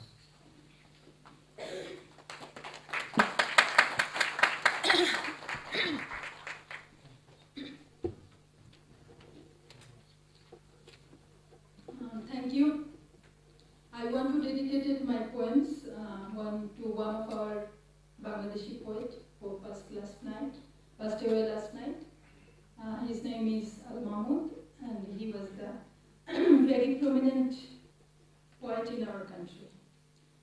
And though he was criticized for his political beliefs because in his early years he supported the Communist Party, and when last he shifted his support to the Islamic fundamentalist group Jamaat Islami. But his commitment towards poetry is very respectful to all of us. So I must dedicate my poetry to his remembrance, and I want to say that Bangladesh is a country of poetry, and everyone in Bangladesh try to write poetry, though not all of them are poets, but everyone in his or her young age write some of the poems. I have chosen 5 poems here. First I read it in Bangla, and then English and Hindi. My first poem is Religion, Dharma. ধর্মের বাইরে এসে চুপচাপ বসে আছেন প্রাচীন ঈশ্বর, খানিকটা অন্যমনস্ক, কি এক অনির্ণেয় বেদনায় কাতর, যেন সম্পূর্ণ গেরস্থ অনিচ্ছায় ছেড়েছে তার গৃহের আদর। ধর্মের অসার দেয়ালে মাথা ঠুকে কাঁদছে অন্ধ ধার্মিকের দল, তাদের বন্ধ চক্ষুতে পবিত্র জল। হায় ঈশ্বর, তুমি বিনে জগৎ অচল। রাখাল এক মনে মেষ চড়াচ্ছে মাঠে, প্রহরী অস্ত্র হাতে পাহারা দিচ্ছে ঈশ্বরের পরিত্যক্ত ঘর। ভক্তরা গরম রক্ত ঢেলে দিচ্ছে ঈশ্বরের খোঁজে, একে অন্যের মাথা ফাটাচ্ছে, মাংস বিক্রেতার মতো মানুষের দেহ থেকে আলাদা করছে ধর, মাছির মতো মন থেকে তাড়িয়ে দিচ্ছে মায়া। গগনে পবনে গুহাতে কুয়াতে সবাই খুঁজছে ঈশ্বরের গোপন নিখোঁজ ছায়া। অথচ ঈশ্বর তো একেবারে হাওয়া, ঈশ্বর পুরাই বেখবর। ধর্মের বাইরে এসে নদী তীরে একা বসে ঢেউ গুনছেন বিরক্ত বিপন্ন ঈশ্বর, যেন তিনি পড়েছেন নীরবতার বর্ম, মানুষের কোলে বসে মুচকি হাসে বহুরূপী ধর্ম। Religion. Having left the bounds of religion, ancient God is sitting silent, a little indifferent, struck by an indefinable pain, as if a wealthy farmer has unwillingly renounced the warmth of his home. The blind devotees are crying, knocking their foreheads on the vain walls of religion. There are holy tears in their closed eyes. O God, the world comes to a grinding halt without you. The shepherds are intently tending their fold in the field. The armed guards are keeping watch on the abandoned house of God. The devotees are offering warm sacrificial blood in search of God, cracking each other's head, severing human head from the body, chasing away love from their mind like flies. They are looking for the secret invisible shadow of God everywhere, in the caves, in the wells, in the sky and in the air, but God is missing, nowhere to be found. Beyond the bounds of religion, troubled, exasperated. God is counting waves, sitting on the riverbank, as if he has put on an armor of silence. Meanwhile, sitting on the lap of man, smiles polymorphic religion.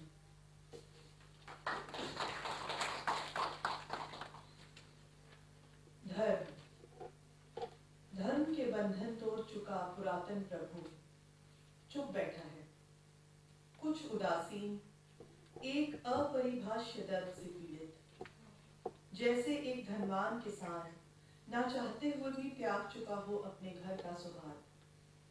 अंधभक्त रो रहे हैं, व्यर्थ ही, अपना माथा पटकते हुए धर्म की निरर्थक दीवारों पर। उनकी आंखों में है पवित्र आंसू। हे प्रभु, संसार रुक चुका है, अनायास ही तुम्हारी अनुपस्थिति में संसार रुक चुका है। खेतों में गडरिये निष्ठापूर्वक अपने झुंड की देखरेख कर रहे हैं, सशस्त्र पहरेदार निगरानी कर रहे हैं प्रभु के परित्यक्त घर की। भक्त अर्पित कर रहे हैं उष्ण बलिदानी रक्त प्रभु की खोज में, एक दूसरे के कपाल पोंछते हुए, मनुष्य के सिर को शरीर से अलग करते हुए, अपने मस्तिष्क से प्रेम को मक्खियों की तरह दूर भगाते हुए। वो खोज रहे हैं गुप्त अदृश्य प्रभु, प्रभु की परछाई हर जगह, गुफाओं में, कुओं में, आकाश में और वायु में, पर प्रभु विलुप्त हैं, कहीं नहीं मिल पा रहे। धर्म के बंधनों से परे हताश प्रभु गिन रहे हैं लहरें, नदी किनारे बैठे हुए, जैसे कि उन्होंने पहना हो चुप्पी का कवच। इस दौरान मनुष्य की गोद में बैठा बहुरूपी धर्म मुस्कुराता है। Man in the Mirror, the name of the poem. আয়নার মানুষ একটা নিঃসঙ্গ বেঞ্চি ও চঞ্চল কাঠবিড়ালির গল্প লিখতে লিখতে বিকেলের ঘাসগুলো উজ্জ্বলতা হারালো। আঙুলের ফাঁক গলে পালিয়ে গেল যে আলো, তার পেছনে ছুটলো অন্ধকারের ইঁদুরগুলো। যথোপযুক্ত নৈর্ব্যক্তিকতা দেখাতে না পারার অক্ষমতায় আমি নিজেকে তিরস্কার করি। আমার টেবিলে নৃত্য করে দুটি প্রেমময় গ্লাস, কলহ করে থালা বাসন, একটা হালকা পালক একাকী উঠতে উঠতে আকাশে ধাক্কা খায়। হে আয়নার মানুষ, তুমি কি কথা বলবে আমার সাথে একবার? শত্রু বা মিত্র, দৈত্য বা দানব, লাজুক বা নির্লজ্জ, যেই হও না কেন বেরিয়ে এসো। সোজা কথাগুলো কত জটিল করে বলা যায় সে তুমি ভালোই জানো। নকল করতে চাই তোমাকে, হে বসন্তের নবীন পাতা, স্কুল পালিয়ে সিনেমা দেখার দিনগুলোর মতো, নায়িকার চোখের পানি আর নায়কের ঘোড়ায় চড়ে দিগন্তে হারিয়ে যাওয়া। একটা হিট ফর্মুলার মধ্যে জীবনকে বেঁধে রেখে কসম খাই, সম্পূর্ণ করব ওই অপূর্ণ সঙ্গম, যখন ছিঁড়েছিল সতীপর্দা।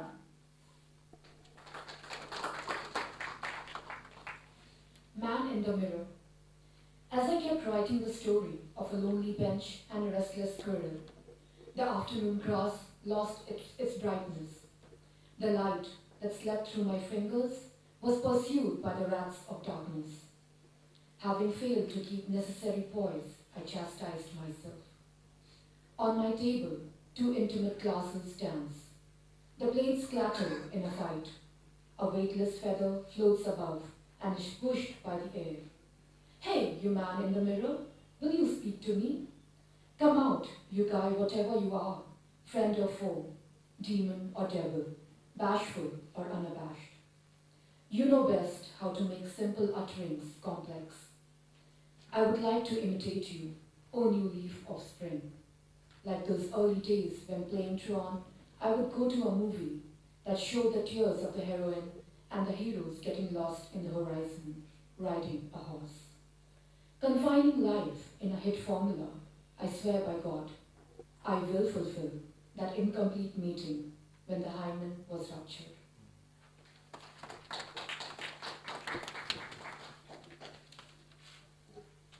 दर्पण के पुरुष। जब मैं लिखती रही एक वीरान बेंच और एक बेचैन गिलहरी की कहानी, दोपहर की घास ने खो दी उसकी चमक। अंधेरे के चूहों ने पीछा किया उस प्रकाश का जो निकला मेरी उंगलियों के बीच से। आवश्यक संतुलन को बनाए रखने में असफल होने पर मैंने खुद को ही दंड दिया।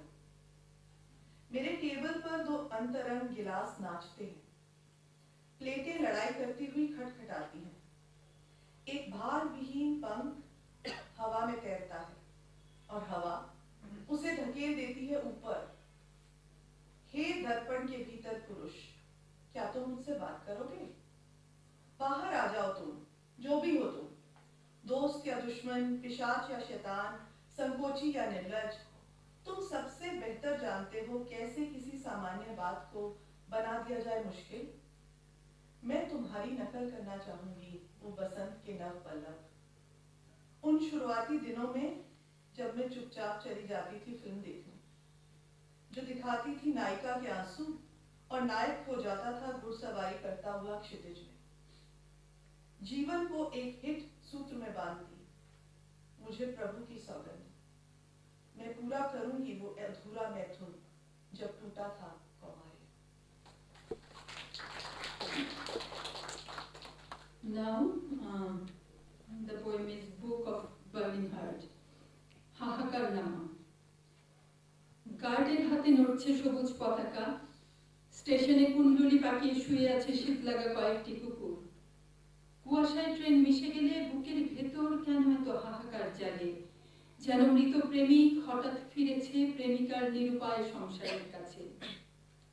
ট্রেন তবে চলে যায় তারই মতো সব ছেড়ে ছুড়ে, পরিত্যক্ত রেল লাইনে খাঁ খাঁ শূন্যতা ঝাঁপ দিয়ে পড়ে। মনে হয় কতদিন নিজের বুকেও একটা দীর্ঘ রেল লাইন একা শুয়ে আছে। এক মধ্যবয়সিনী আকুল হয়ে জানতে চাইছে তিস্তা এক্সপ্রেস কি ছেড়ে গেছে, যেমন আমার উঠান থেকে নদী সরে গেছে, দেহ ছেড়ে চলে গেছে অনন্তের জলে ভাসা পাখি।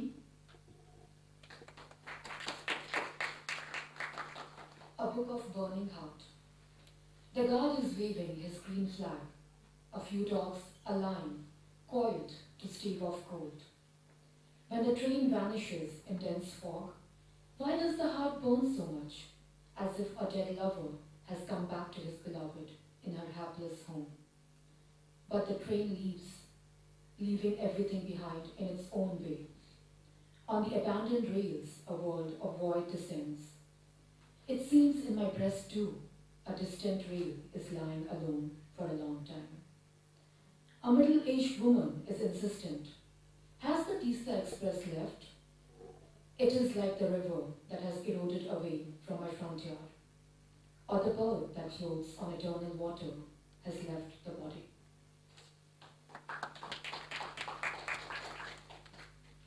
जलते मन की पुस्तक। गार्ड लहरा रहा है अपनी हरी झंडी। कुछ कुत्ते पड़े हैं कुंडलित ठंड से बचने के लिए। जब ट्रेन अदृश्य हो जाती है गहरी धुंध में, मन इतना क्यों जलता है, जैसे एक मृत प्रेमी लौट आया हो अपनी प्रेमिका के अभागे घर में। लेकिन ट्रेन चली जाती है, सब कुछ अपने तरीके से ही पीछे छोड़कर। छोड़ी हुई पटरियों पर एक खालीपन का संसार उतरता है। ऐसा लगता है मेरी छाती में भी लंबे समय से एक दूरस्थ पटरी अकेली पड़ी है। एक अधेड़ स्त्री आग्रह करती है, तीस्ता एक्सप्रेस चली गई क्या? ये उस नदी जैसा है जिसने सामने से मेरा आंगन काट खाया, या उस पक्षी जैसा जो सनातन पानी पर तैरता है और जिसने त्याग किया है अपना शरीर। Now the poem named Roar of Silence. নৈশব্দের গর্জন। ভুল করে সদর দরজা খোলা রেখে ঘুমিয়ে পড়ি। যদি অবিশ্বাস আসে, যদি দুঃস্বপ্ন আসে, যদি কেউ খুন করে ফেলে রাখে মেঝের ঠান্ডায়, যদি টুকরো করে ছড়িয়ে দেয় পথের ধুলায়, নৈশব্দের এত গর্জন, নৈরাজ্যের এত রাজ্যপাট, আগুনও এতটা নিরুত্তাপ। ভয় পাশে শুয়ে থাকে স্বামীর মতন, মধ্যরাতে জড়িয়ে ধরে বস্ত্র হরণ করে প্রবিষ্ট হবার বাসনায়। আমাকে আবৃত করো, আমার ভয় হচ্ছে, আমাকে শেখাও সাহসের সহজ পাঠ। দেখো দরজা জানালায় তালা আছে কিনা। যদি মুগ্ধতা আসে, যদি মোহজাল পাতে, যদি সব লুট করে নিয়ে যায়, যদি ঘরের ভেতর ক্রসফায়ার হয়, এনকাউন্টার হয়, হারানোর এত হাতছানি, পালানোর এত পথ চিনি, সলজ্জ প্রেম এসে চুলে গাঁথে বেনি, তবু আমাকে কাবু করে ভয়ের কাঁপুনি। The roar of silence. Forgetfully leaving the front door open, I fall asleep. If mistrust overtakes me, if nightmare possesses me, if someone kills me and leaves me on the frozen floor, if I am cut into pieces and scattered on the dusty road, there is so much roar of silence, so much cloud of anarchy. Even fire is so much devoid of heat. Fear comes and lies by me like husband, strips me at midnight, grabs me, throws the clothes away to open my knees. Oh, cover me, I'm afraid. Give me simple lessons of courage. Check if the doors and the windows are shut. If I am captivated, if I am bewitched, if everything I have is looted, if there is a crossfire inside the house, if there is an encounter. There is so much beckoning. I know so many ways of escaping. Bashful love braids my hair, yet a trembling fear overpowers me. चुप्पी की दहाड़। सामने का दरवाजा भूलकर खुला छोड़ मैं सो गई। अगर अविश्वास हो जाए मुझ पर हावी, बुरे सपने हो जाए मुझ पर काबिज, अगर कोई कर दे मेरा कत्ल और छोड़ दे मुझे जमे हुए ठंडे फर्श पर, अगर कर दिए जाए मेरे टुकड़े टुकड़े और बिखरा दिया जाए मुझे धूल भरी किसी सड़क पर, इतनी अधिक है चुप्पी की दहाड़। अराजकता का इतना दबदबा, आग तक भी है इतनी अधिक गर्मी विहीन। डर आता है और लेटता है मेरे साथ पति की तरह। आधी रात को करता है मुझे नग्न, पकड़ता है मुझे, फेंक देता है कपड़े मेरे घुटने खोलने के लिए। ओ ढक लो मुझे, मुझे डर लग रहा है। दो मुझे बहादुरी का कोई सरल पाठ, देख लो कि दरवाजे खिड़कियां बंद हैं।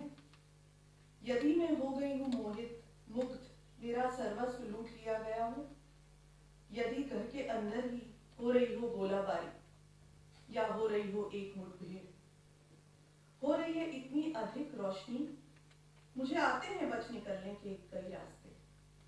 शर्मीला प्रेम गूंथता है मेरे बालों की चोटियां, फिर भी एक कांपता डर हो जाता है मुझ पर हावी। Now, the last one, fifth one, named Swimming. সাঁতার। আমি তো বাঁশি এক, না বাজালে নিজে থেকে বাজি না। তুমি তুলে নাও ঠোঁটে আর নিজের শ্বাসকে মিশিয়ে দাও আমার নিঃশ্বাসের সাথে। তখন বন্যতা বেজে ওঠে, যেন জেগে ওঠে প্রাণ এক ঘুমন্ত গণিকার। আহা, আমার সিথান পাশে তোমার সেই উত্থিত ফুৎকার, জ্বলে ওঠে অমর আগুন আর নিভে যায় নমিত অহংকার। তুমি কি সেনাপতি অথেলো, মরক্কোর কালো প্রেমী, ঈর্ষার চাদরে মোড়া দুরন্ত বাতাস? তুমি কি সেই তৃষ্ণার্ত পাগল, মরুর বালিতে মুখ গুজে পড়ে থাকা বিরোহী মজনু? নাকি কোনো সত্যাদর্শী পয়গম্বর, কোমল বুকে আশ্রয় নেয়া অভিপ্রাপ্ত কম্পমান শিশু? গৃহত্যাগী গৌতম তুমি, পরম মুক্তির খোঁজে ধ্যানমগ্ন সোনালী পুতুল। ঘন নীল বর্ণ তুমি, চতুর কৃষ্ণ মুরলীমোহন। তুমি লীলাবিলাস আর উষ্ণ নিঃশ্বাস, সোনালী চুলের ক্রুশবিদ্ধ শুভ্র যিশু। জলীয় মানব তুমি, মৎস্য সখা, ভাসমান জলের আকার।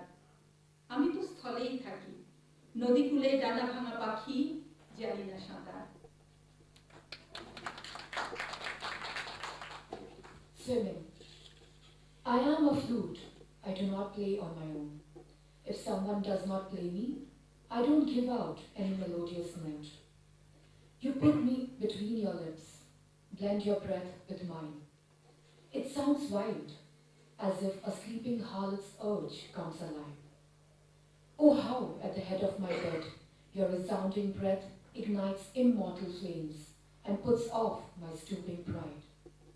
Are you Othello, the army commander, the black Moroccan lover, a wild wind wrapped up in a blanket of jealousy? Are you that thirsty lunatic, the longing Majnun, dipping his face in the desert sand? Or is he a prophet, a trembling baby with revelation tucked up in a warm, enduring breast? Or Gautama, who renounced home, seeking cosmic freedom, a golden doll wrapped in meditation? Indigo-colored Krishna, playing your blessed flute, you are a loving player with your warm breath. Or crucified white baby Jesus with golden hair. You are a water man, a fish friend floating on vast water body. I stay on land only, on the river bank a bird with broken wings. I know not how to swim. तैराकी। मैं एक मुरली हूँ, स्वयं नहीं बजती। अगर कोई मुझे नहीं बजाता, तो मुझसे नहीं निकलते कोई भी सुरीले सुर। तुम रखते हो मुझे अपने होठों के बीच, गूंथ देते हो अपनी सांस मेरी सांस में। ये सुनाई देती है उन्मत्त, जैसे कि एक सोई हुई वेश्या की तीव्र इच्छा जागी हो। ओह, कैसे मेरे बिस्तर के सिरहाने तुम्हारी गूंजती हुई सांसें जलाती हैं अमर ज्वालाएं और रद्द कर देती हैं मेरा अभिमान। क्या तुम ओथेलो हो, सेना अध्यक्ष अश्वेत मोरक्कन प्रेमी, एक जंगली हवा लिपटी हुई जलन के लबादे में? क्या तुम हो वो पागल प्यासा तड़पता हुआ मजनू, सहरा की रेत में अपना चेहरा डुबोता हुआ? या नबी पैगंबर, इल्हाम से भरा एक कांपता शिशु सिकुड़ा हुआ एक गर्म प्रेमी स्तन में? या गौतम, जिसने त्यागा था घर-बार, खोजते हुए ब्रह्मांड में स्वतंत्रता? एक स्वर्ण गुड़िया ध्यान में लिपटी, नीलवर्ण कृष्ण बजाते हुए तुम्हारी प्यारी मुरली।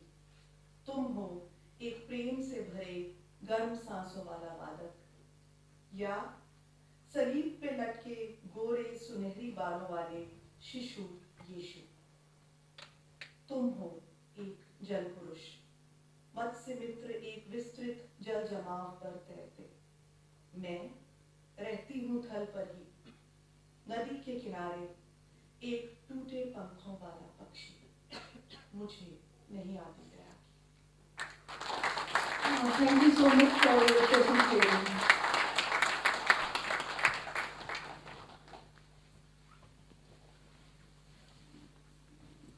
Friends, just a few more minutes.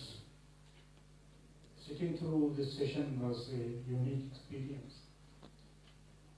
Unique in the sense that it was thoughtful as well as disturbing. It reminded me of the 20th century years following the Spanish uprising, when, in the unforgettable words of Yeats, a terrible, all changed utterly, a terrible beauty is born. Isn't that the same experience, a similar experience, is repeating itself today? Hence, the poets whom we listen to, in spite of their distinct identities, had a lot in common. The collective experience of that of anger, resistance, denial, and protest. Most of the poems had a political dimension, shooting off their experience. Their background differed, but their time was almost the same. All of them spoke of their present. Each of them had him or her own existential problem, but in many ways appeared to be faced with a similar situation, an environment of hostility towards individual freedom, towards right to elect and think according to one's own choice. All freedom appear to be in peril. The time we are passing through tells us that poets or poetry today cannot change the world around, but it does reflect a need to change it. A testing time for our collective conscience. As one of our senior contemporaries, Akhtar Iman once said, poetry today is another name for the conscience, and keeping quiet means nothing but surrendering ourselves. At all costs, our poets seem as determined to protest and exercise their moral authority.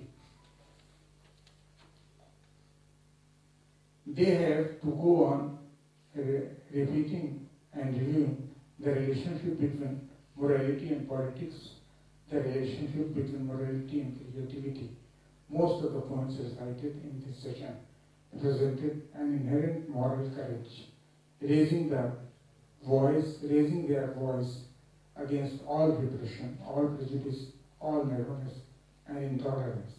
It was, in the words of our grand old lady, Krishna Sokti, who left us very recently,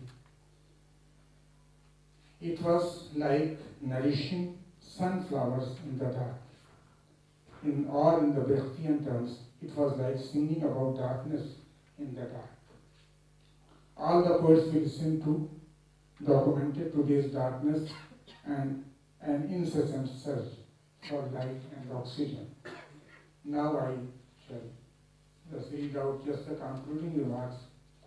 In conclusion, taking an all-inclusive view of this session, it occurs to me that each of the poets stood for a new sense of commitment to the self, a commitment to a new sense of progressivism and humanism, for a fresh wave of freedom, debunking all forms of social, political, and moral repression, and expressed a desire and determination to paint or produce sunflowers in the dark. Thank you.